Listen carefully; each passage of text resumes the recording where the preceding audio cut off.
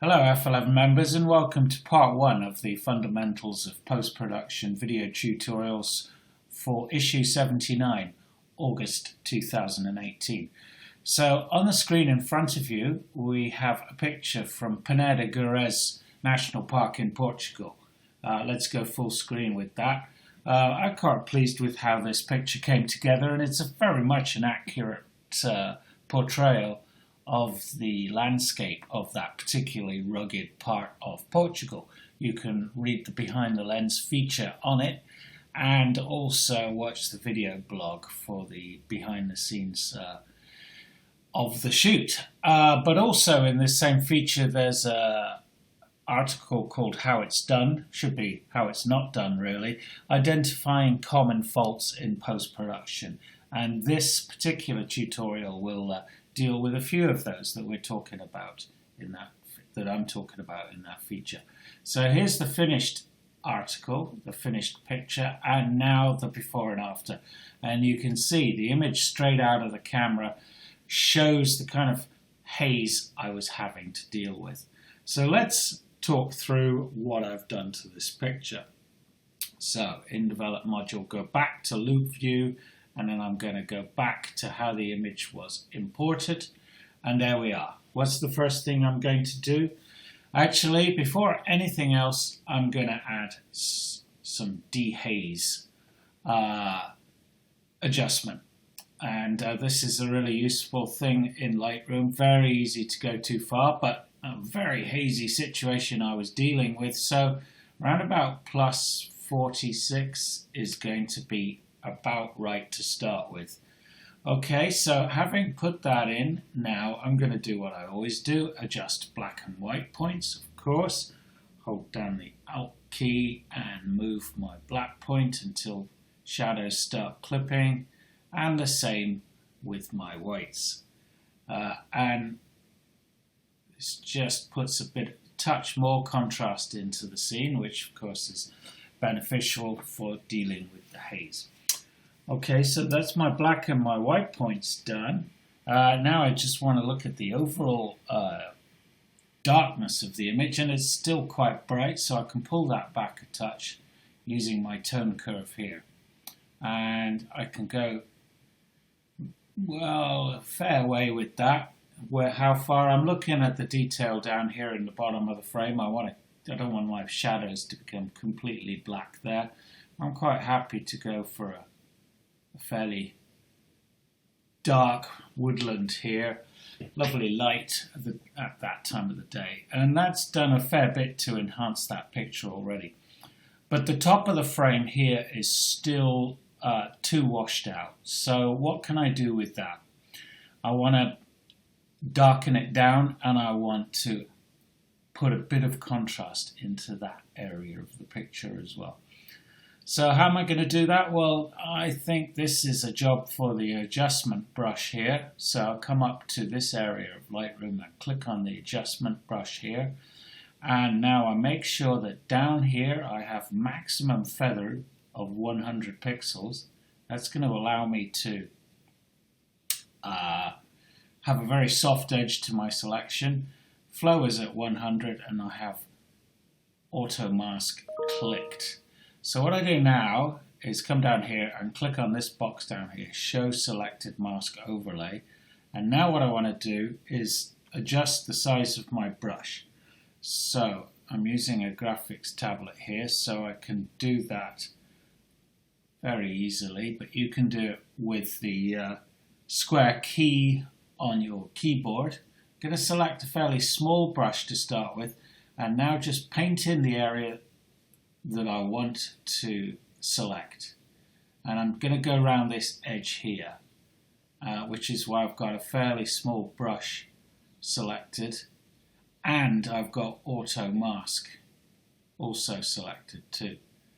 Come around here, and what we're doing, this red is just indicating the area that the adjustment brush will be applied to.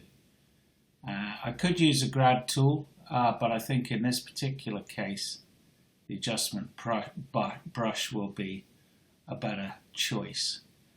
Okay, so I've got that edge selected now, and now I can adjust the size of my brush up and paint in the rest.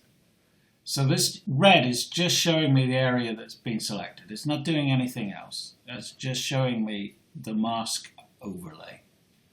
And the mask overlay is the area of the picture that we're going to adjust both contrast and darkness. So I just make sure that that area is all selected. Go for an even bigger brush. Okay, so that's good. And the beauty of this tool, of course, is that we can come back and we can refine the selection, which makes it for a very flexible tool. So I'm now going to click off the Show Selected Mask Overlay now, and now I'm going to make my adjustments. So the first thing I'm going to do is just darken it down, and that goes some way to giving me the kind of look that I want. I'm going to go round about -40 on that. If I want to fine-tune that exposure, I just click on the actual number, and then I can use my up and down keys on the keyboard to fine-tune it. Sometimes the slider is a little bit too severe. Okay, so that's worked quite well, and now I just want to add a little bit of contrast here. So I'm going to adjust the white and my black points as I did globally to the entire image when we first started, but now I'm just doing it to the area of the image that's been selected with the adjustment brush. And you can see, because I've got this box up here clicked, if I go too far with my whites adjustments, that the red shows me where I'm starting to click my highlights. So I can go a fair way up on my whites before that happens, and the same with my blacks.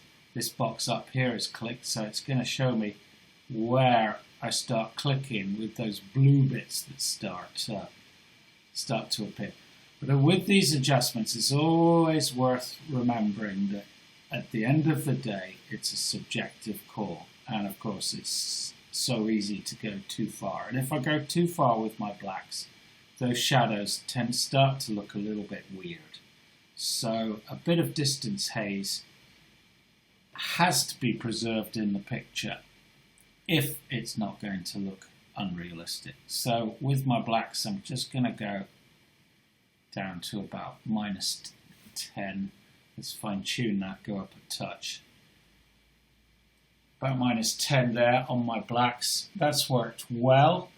And I would say that's pretty much done. Can you see up here now? I've got a few highlights clipping up there, so I'm going to pull my whites back a bit now. I went too far with them, clearly. Okay, good. And I think I can afford to give it just a touch more density there, darkness. That's better. Okay, good. And now I come down here. Just let's look, and can you see here my the area, the edge of the adjustment brush isn't quite right. So what I'm going to do is just adjust my brush size, come right down on my brush size. Excuse me, I'm getting in a right muddle here.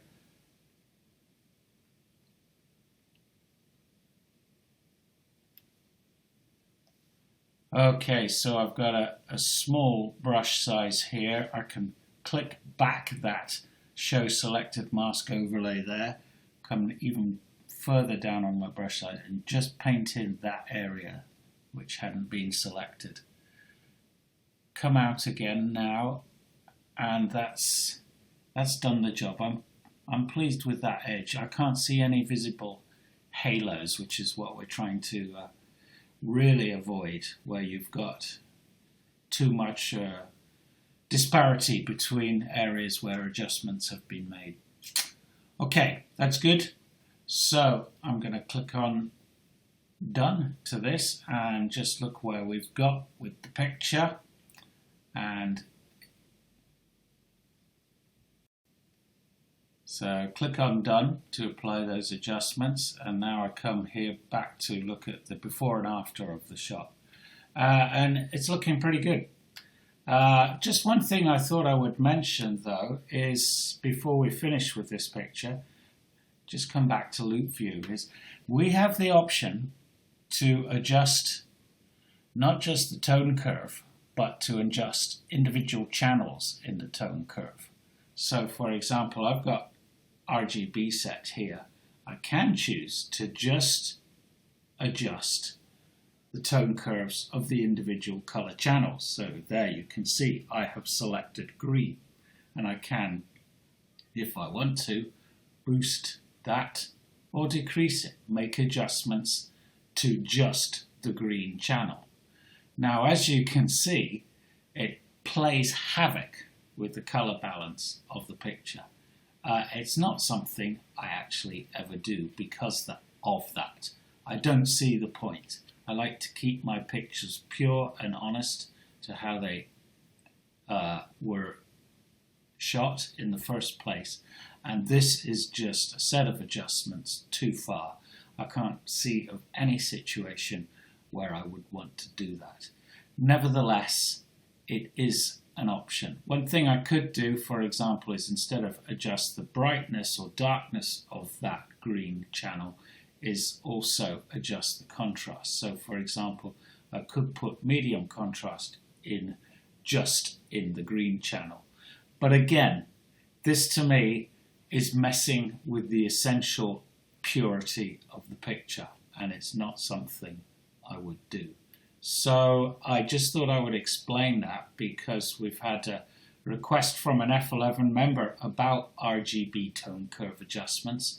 So there you go. You feel free to experiment as you will, but bear in mind that by making adjustments to the tone curve adjustments to the individual color channels, you really are starting to play with the fundamental color quality of the picture. And that is a step too far for me. Okay, so I'm quite pleased with this picture. The last thing I'm going to do is just use the grad tool here just to put a hint of grad in the sky. The merest hint, just to hold it in at the top. So round about -10, around there. -12 does fine. You hardly see that, but it'll just serve to hold the top of the picture in there. And I'm going to click on done. And there we are. That's that picture. Anything else needed? Well, I'm going to just add a touch more vibrance. Go up to +8 there. And I'm finished with that picture. Okay, we'll move on to part 2 now. But please do feel free to send in your suggestions. We look forward to hearing from you.